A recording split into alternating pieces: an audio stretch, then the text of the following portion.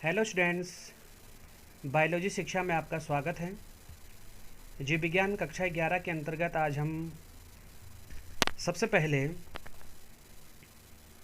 पाठ्यक्रम पर चर्चा करेंगे कि जीव विज्ञान कक्षा 11 में आपको कौन कौन से चैप्टर्स आपको पढ़ने हैं, कितने यूनिट्स हैं, और इसको पढ़ने के उपरांत हम जीव विज्ञान का परिचय पर हम चर्चा करेंगे। क्योंकि जीव विज्ञान हम पढ़ने जा रहे हैं तो हमें सबसे पहले मालूम ये होना चाहिए कि जीव विज्ञान है क्या और इसमें किसका अध्ययन किया जाता है। ठीक है, तो आइए प्रारंभ करते हैं। सबसे पहले आते हैं पाठ्यक्रम पर, सिलेबस पर, विषय सूची पर आते हैं।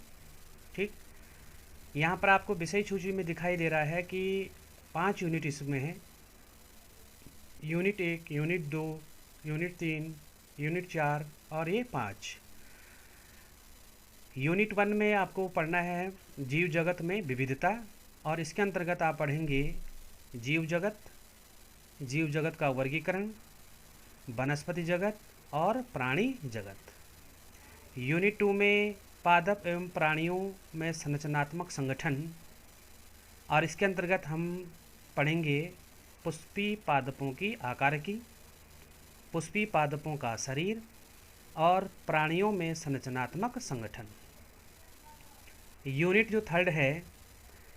थर्ड है कोशिका संरचना एवं कार्य। कक्षा 10 में आप कोशिका के बारे में पढ़ चुके हैं और यहाँ भी आपको जो है कोशिका के बारे में पढ़ना है।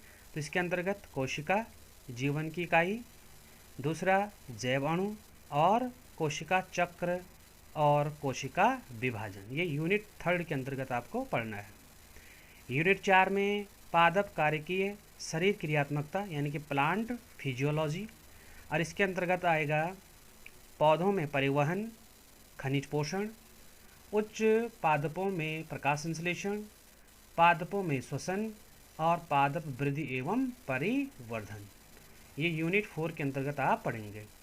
यूनिट 5 में मानव शरीर विज्ञान है यानी कि ह्यूमन फिजियोलॉजी है, और इसके अंतर्गत हम जो जानकारी या अध्ययन करेंगे वो चैप्टर्स हैं पाचन एवं अवशोषण, श्वसन और गैसों का विनिमय, शरीर द्रव तथा परिसंचरण, उत्सर्जित उत्पाद एवं उनका निष्कासन। नेक्स्ट चैप्टर है गमन एवं संचलन और तंत्रिकीय नियंत्रण एवं समन्वय, और अंतिम इसमें है रासायनिक समन्वय तथा एकीकरण। तो ये कक्षा 11 जीव विज्ञान का ये सिलेबस है। और जैसा कि आप देख रहे हैं अभी कि कोरोना का समय चल रहा है, कोरोना काल चल रहा है, और इस कारण से आप देख रहे हैं कि मार्च अप्रैल से स्कूल्स जो है कि है बंद है, और पढ़ाई का बहुत ही ज़्यादा इसमें क्या हुआ है, डिस्टरबेंस हुआ है। तो सरकार ने ये निर्णय लिया है कि जो पाठ्यक्रम है उसमें 30% सिलेबस में क्या की जाएगी, कटौती की जाएगी। अभी हमारे पास जो है नया सिलेबस नहीं उपलब्ध हुआ है। जब उपलब्ध होगा तो आपको अवगत करा दिया जाएगा कि कौन कौन से इसमें चैप्टर्स हटा दिए गए हैं। ठीक है, तो फिलहाल हम यहाँ प्रारंभ करते हैं, और आज हम सबसे पहले जो शुरुआत कर रहे हैं वो है जीव विज्ञान का परिचय। अति आवश्यक है, क्योंकि हम जीव विज्ञान हम पढ़ने जा रहे हैं तो हमें ये मालूम होना चाहिए कि आखिर जीव विज्ञान में किसका अध्ययन किया जाता है। ये बहुत ज़रूरी है।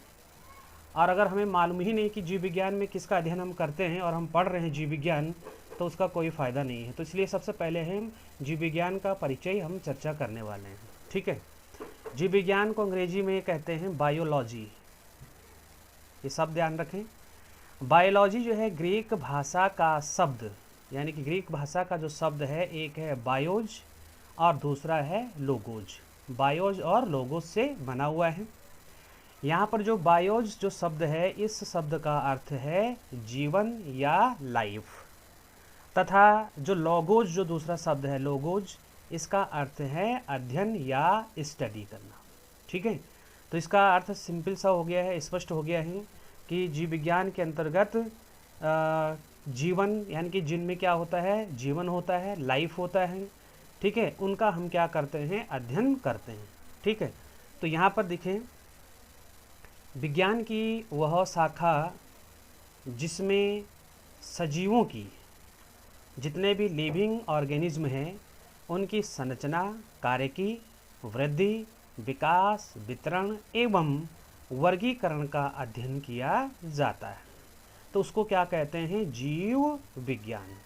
या हम यहाँ पर ये कह सकते हैं कि जीव विज्ञान में पौधों, यानी कि जो विभिन्न प्रकार के जो क्या हैं पौधे हैं और जंतु, पौधे और जंतुओं का क्या करते हैं? अध्ययन करते हैं, क्योंकि जंतु भी क्या हैं? लिविंग ऑर्गेनिज्म है और पौधे भी क्या है? लिविंग हैं। तो इसलिए जो है इन दोनों का अध्ययन किया जाता है किसके अंतर्गत? जीव विज्ञान के अंतर्गत। तो पौधों और जंतुओं को सामूहिक रूप से कहते हैं ऑर्गेनिज्म या जीवधारी, ठीक है। तो इनकी संरचना, कार्यकी, वृद्धि और विकास, वितरण एवं वर्गीकरण का क्या किया जाता है? अध्ययन किया जाता है। तो विज्ञान की उस शाखा को कहते हैं जीव विज्ञान कहा जाता है, ठीक है। जीव विज्ञान शब्द का प्रयोग सर्वप्रथम एक वैज्ञानिक हैं फ्रांस की और दूसरे हैं जर्मनी की। तो फ्रांस के वैज्ञानिक लेमार्क और जर्मनी के वैज्ञानिक ट्रेवीरेनस, ये देखिए इन्होंने 1802 में किया था। तो कई बार प्रश्न पूछा जाता है कि जीव विज्ञान शब्द का प्रयोग सर्वप्रथम किसने किया? तो ध्यान रखें, एक है लेमार्क हैं, दूसरे हैं ट्रेवीरेनस और वर्ष 1802 में किया था, ठीक है। तो लेमार्क फ्रांस के वैज्ञानिक हैं और ट्रेवीरेनस जो है जर्मनी के वैज्ञानिक। तो इन्होंने सबसे पहले जीव विज्ञान शब्द का प्रयोग किया था। अब अध्ययन की सुविधा के लिए या अध्ययन की दृष्टि से जीव विज्ञान को दो उप शाखाओं में विभाजित किया जा सकता है, ठीक है, ताकि पेड़ पौधों का अलग से अध्ययन किया जाए और जंतुओं का अलग से जो है कि अध्ययन किया जाए। तो इसलिए इसके दो उपशाखाएं बनाई गई। पहला है वनस्पति विज्ञान, जिसको हम कहते हैं बॉटनी, इसको कहा जाता है बॉटनी, ठीक है। अब इस वनस्पति से आपको स्पष्ट हो रहा होगा कि इसके अंतर्गत पेड़ पौधों का क्या करते हैं? अध्ययन करते हैं। दूसरा है जंतु विज्ञान, इसको लिखते हैं जूलॉजी, जूलॉजी, ठीक है। जू का मतलब है जंतु और लोगोज क्या हो गया? अध्ययन करना, यानी कि जंतुओं का अध्ययन। तो वनस्पति विज्ञान जो है जीव विज्ञान की वह शाखा है जिसके अंतर्गत पेड़ पौधों का अध्ययन किया जाता है।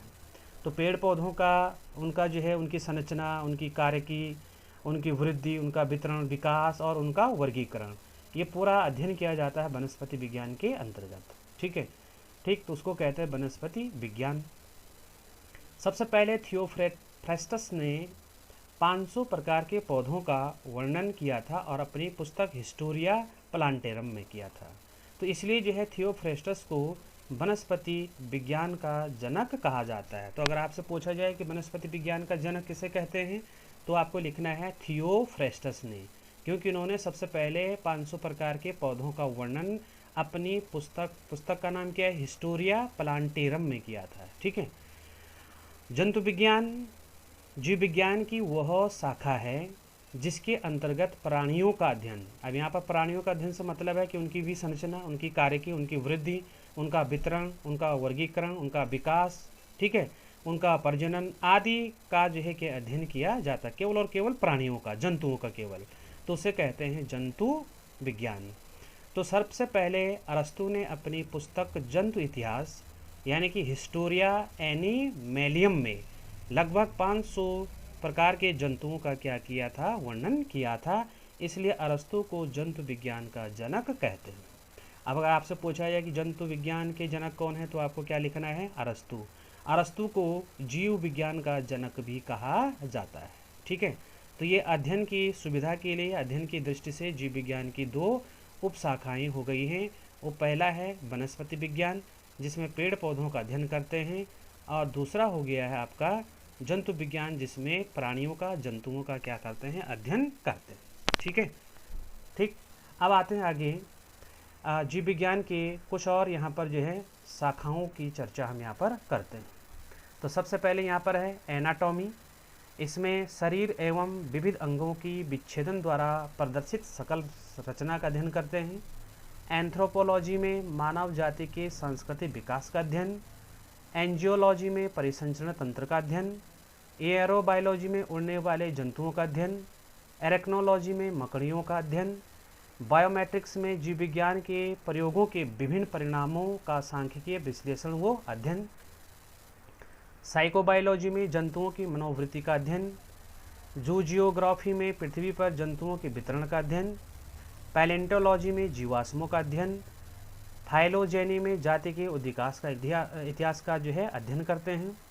ट्राफोलॉजी में पोषण विज्ञान। प्रोटोजोलॉजी में प्रोटोजोआ का अध्ययन। रेडियोलॉजी में जीवों पर विकिरण के प्रभाव का अध्ययन। सार्कोलॉजी में पेशियों का अध्ययन। सीरोलॉजी में रुधिर सीरम का अध्ययन। टेक्टोलॉजी में शरीर के रचनात्मक संगठन का अध्ययन। टैक्सोनॉमी में जीव जातियों के नामकरण और उनके वर्गीकरण का अध्ययन। और टॉक्सिकोलॉजी में जंतुओं के लिए विषैले पदार्थों और शरीर पर इनके प्रभावों का अध्ययन। और एंजाइमोलॉजी में उत्प्रेरकों का अध्ययन किया जाता है। इसके अतिरिक्त एंटोमोलॉजी कीट पतंगों का अध्ययन। जेनेटिक्स जीवों के आनुवंशिक लक्षण उनकी वंशागति का अध्ययन। हिस्टोलॉजी में सूक्ष्मदर्शी द्वारा अंगों की औतिक रचना का अध्ययन। और हेमेटोलॉजी में रुधिर एवं रुधिर वर्गों का अध्ययन। हेलमिन्थोलॉजी में परजीवी कृमियों का अध्ययन। हर्पेटोलॉजी में उभयचरियों सरीसृपों का अध्ययन। इक्थियोलॉजी में मछलियों का अध्ययन। इम्यूनोलॉजी में संक्रमण के विरुद्ध जंतु के शरीर के प्रतिरोध का अध्ययन। कैरियोलॉजी में केंद्रक का अध्ययन। मार्फोलॉजी में जंतुओं की आकृति एवं रचना का अध्ययन। मायोलॉजी पेशियों का अध्ययन। मैमोलॉजी स्तनधारियों का अध्ययन। मेलेकोलॉजी मोलस्का एवं इनके खोलों का अध्ययन। मॉलिक्यूलर बायोलॉजी इसमें आणविक स्तर पर जंतुओं के रासायनिक अध्ययन। माइक्रोबायोलॉजी अति सूक्ष्म जीवों का अध्ययन। न्यूरोलॉजी में तंत्रिका तंत्र का अध्ययन। ऑस्टियोलॉजी में कंकाल तंत्र का अध्ययन। ओडोंटोलॉजी में दंत विज्ञान संबंधी अध्ययन। आर्गेनोलॉजी में अंग विज्ञान संबंधी अध्ययन। और आर्निथोलॉजी में पक्षियों का अध्ययन किया जाता है। ठीक है। इसके अलावा फिजियोलॉजी शरीर के विभिन्न भागों के कार्य एवं कार्य विधियों का अध्ययन। पैरासिटोलॉजी में परजीवी जीवों का अध्ययन। पैथोलॉजी में रोगों की प्रकृति लक्षणों एवं कारकों का अध्ययन। बायोमिक्स में जो है जंतुओं के तंत्रिका तंत्र का अध्ययन। और साइटोलॉजी में कोशिकाओं का बहुमुखी अध्ययन। क्रैनियोलॉजी में करोटी का अध्ययन। इकोलॉजी में सजीव एवं निर्जीव वातावरण से जीवों के जो विविध संबंध है उसका अध्ययन किया जाता है। एक्सटर्नल मॉर्फोलॉजी में जीवों के शरीर की बाहरी संरचना का अध्ययन करते हैं। एंडोक्राइनोलॉजी अंतःस्रावी तंत्रों का अध्ययन। इथोलॉजी जंतुओं के व्यवहार का अध्ययन किया जाता है। एम्ब्रायोलॉजी इसमें जो है एम्ब्रायोलॉजी में भ्रूणीय परिवर्धन का अध्ययन। इवोल्यूशन में जीव जंतुओं का उद्भव एवं विभेदीकरण का इतिहास का अध्ययन। और यूजेनिक्स में आनुवंशिकी के सिद्धांतों द्वारा मानव जाति की उन्नति का अध्ययन करते हैं। ठीक है। इसके अलावा एग्रोस्टोलॉजी है घासों का अध्ययन एवं पालन। बायोमेट्रिक्स जीव वैज्ञानिकों के प्रेक्षणों का गणितीय विवेचन। हिस्टोलॉजी में ऊतकों का अध्ययन। एल्गोलॉजी में शैवालों का अध्ययन। एंथोलॉजी में फूलों का अध्ययन। एनाटॉमी में आंतरिक संरचना का अध्ययन। टैक्सोनॉमी में पादप वर्गीकरण का अध्ययन। स्पर्मोलॉजी में बीज का अध्ययन। फाइटोजियोग्राफी में पौधों के वितरण एवं उनके कारणों का अध्ययन। टेरिडोलॉजी टेरिडोफाइट का अध्ययन। बैक्टीरियोलॉजी में जीवाणुओं का अध्ययन बैक्टीरिया का अध्ययन किया जाता है। ब्रायोलॉजी में ब्रायोफाइटा का अध्ययन। साइटोलॉजी में कोशिकाओं का अध्ययन। डेंड्रोलॉजी वृक्षों एवं झाड़ियों का अध्ययन। डेंड्रोकोनोलॉजी में वृक्षों की आयु का अध्ययन। इकोलॉजी में पौधों का वातावरण से संबंध का अध्ययन। इकोनॉमिक बॉटनी आर्थिक महत्व के पौधों का अध्ययन। एम्ब्रियोलॉजी युग्मकों के निर्माण निषेचन एवं भ्रूण के परिवर्धन का अध्ययन। एथनोबॉटनी में आदिवासियों द्वारा पादप के उपयोग का अध्ययन। ठीक है।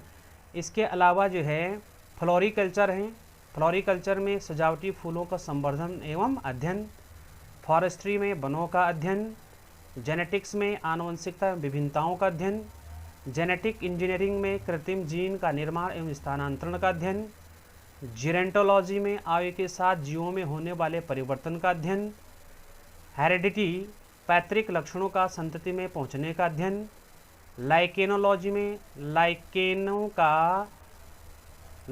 का अध्ययन किया जाता है, माइक्रोबायोलॉजी में सूक्ष्म जीवों का अध्ययन, मार्फोलॉजी में पादपों का आकारीय संरचना का अध्ययन, माइकोलॉजी में कवकों या फफूंद का क्या किया जाता है अध्ययन, माइकोप्लाज्मोलॉजी माइकोप्लाज्मा का अध्ययन करते हैं, निमेटोलॉजी निमेटोड्स का पादपों का के साथ का अध्ययन संबंध का अध्ययन किया जाता है, पैलियोबॉटनी पादप जीवाश्मों का अध्ययन, पैलियोलॉजी पराग कणों का अध्ययन।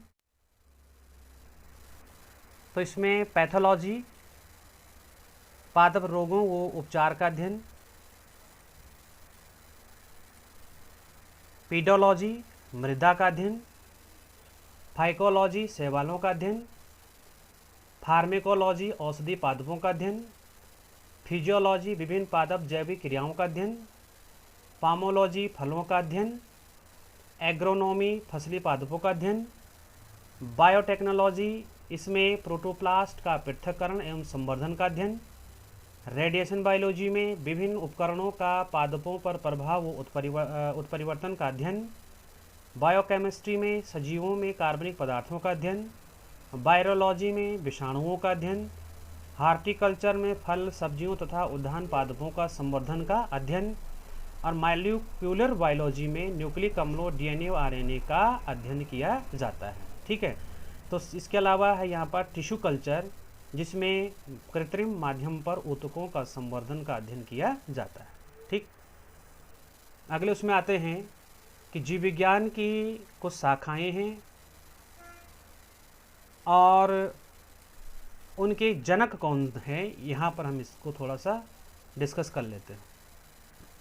सबसे पहले यहाँ पर है जंतु विज्ञान, और जंतु विज्ञान के जो जनक है वो है अरस्तु, आनुवंशिकी ग्रेगर जॉन मेंडल, विकिरण आनुवंशिकी एच.जे. मूलर, आधुनिक आनुवंशिकी के जनक है वेटसन, आधुनिक शारीरिकी के जनक है एंड्रियास विसेलियस, ध्यान रखें ये है विसेलियस, रक्त परिसंचरण के जनक है विलियम हार्वे, वर्गीकी के जनक है कैरोलस लिनियस, और कैरोलस लिनियस दुनाम पद्धति के जनक भी हैं, आधुनिक वर्गीकरण विज्ञान के भी जनक हैं, ध्यान रखें, चिकित्सा शास्त्र के हिप्पोक्रेटस, उत्परिवर्तनवाद के ह्यूगो डी व्रीज, माइक्रोस्कोपी के हैं मार्सिलो मेलपिगी, जीवाणु विज्ञान के हैं रॉबर्ट कॉच, प्रतिरक्षा विज्ञान के हैं एडवर्ड जेनर, और जीवाश्म विज्ञान के जनक हैं लियोनार्डो डी विंसी,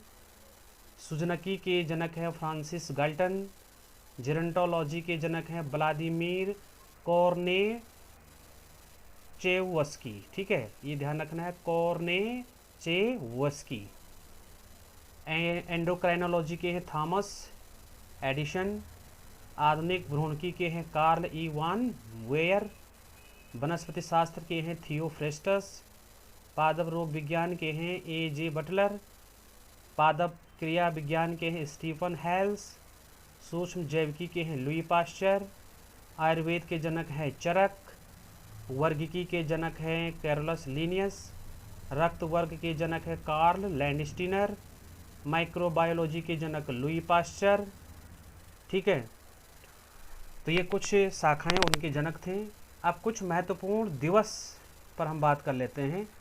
4 जनवरी लुई ब्रेल दिवस, 17 जनवरी राष्ट्रीय सड़क सुरक्षा सप्ताह, 12 जनवरी राष्ट्रीय युवा दिवस भारत, 4 फरवरी विश्व कैंसर दिवस, 28 फरवरी राष्ट्रीय विज्ञान दिवस भारत, 22 मार्च विश्व जल दिवस या जल संरक्षण दिवस, 23 मार्च विश्व मौसम विज्ञान दिवस, 24 मार्च विश्व टीबी या क्षय रोग या तपेदिक दिवस WHO, 7 अप्रैल विश्व स्वास्थ्य दिवस, 17 अप्रैल विश्व हीमोफीलिया दिवस, 25 अप्रैल विश्व मलेरिया दिवस, 18 मई विश्व रेड क्रॉस दिवस, 11 मई अंतर्राष्ट्रीय नर्स दिवस, 5 जून विश्व पर्यावरण दिवस, 14 जून विश्व रक्तदान दिवस, 29 जून सांख्यिकी दिवस, 11 जुलाई विश्व जनसंख्या दिवस, 6 अगस्त हिरोशिमा दिवस, 12 अगस्त अंतर्राष्ट्रीय युवा दिवस, 13 अगस्त अंगदान दिवस, 1 अक्टूबर रक्तदान दिवस, 3 अक्टूबर विश्व एनिमल डे, 16 अक्टूबर विश्व खाद्य दिवस, 14 नवंबर विश्व डायबिटीज़ डे, 1 दिसंबर विश्व एड्स दिवस और 23 दिसंबर किसान दिवस। तो ये कुछ जो है कि हैं महत्वपूर्ण दिवस थे। ठीक, अब हम नेक्स्ट जो बात कर रहे हैं फुल फॉर्म पर। यहाँ पर कुछ आपको जो है संक्षिप्त में ये शब्द दिए हुए हैं, इनका पूरा नाम हमको पूछा जाता कई बार, लिखना होता है, तो इनको हम देख लेते हैं। तो सबसे पहले हम प्रारंभ करते हैं ADP। तो ए का मतलब है एडेनोसिन, डी का मतलब है डाई और पी का मतलब है फॉस्फेट। तो ये हो गया adenosine diphosphate. ATP adenosine triphosphate, AMP adenosine monophosphate, BOD biochemical, O का मतलब ऑक्सीजन, D का मतलब है डिमांड, COD C का मतलब है chemical, O oxygen, D demand, CMP C cytosine, M mono, P phosphate, DLC D differential, L leucocyte, C count, CDP C cytosine, D di, P phosphate, तो cytosine di phosphate, CTP cytosine, T tri, P phosphate, DDT dichloro diphenyl, T trichloro ethane, DNA deoxyribose, N nucleic, A acid, RNA R ribose, N nucleic, A acid, ECG E electro, C cardio, G graph, electrocardiograph, EMP Embden, मेयरहॉफ, Parnas pathway, ETS E energy, T transfer, S system, FSH F follicle, S stimulating, H hormone, FMN flavin, M mono और N nucleotide. अगला है FAD F flavin, A adenine, D dinucleotide, GTH G gonado, T trophic, H hormone, HIV H human, I immunodeficiency, V virus विषाणु, IAA I indole, 3 A acetic और A acid, ICSH I interstitial, C cells, S stimulating, H hormones, IBA I indole 3, B butyric और A acid, mRNA M messenger, R ribose, N nucleic, A acid, tRNA T transfer, R ribose, N nucleic और A acid, NAD N nicotinamide, A adenine, D dinucleotide, NAA N naphthalene, A acetic और A acid, PAN P पैरोक्सी, A acyl, N nitrate, PEM P protein, E energy और M mail nutrition.